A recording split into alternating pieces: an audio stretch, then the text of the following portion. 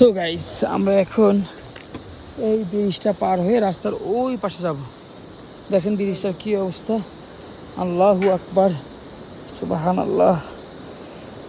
একদম সুতার মধ্যে ব্রিজ, নিচে কোনো খুঁটিমুটি নাই কিন্তু। হ্যাঁ, সো গাইস অনেকে ভয় পায়, নট ইজি।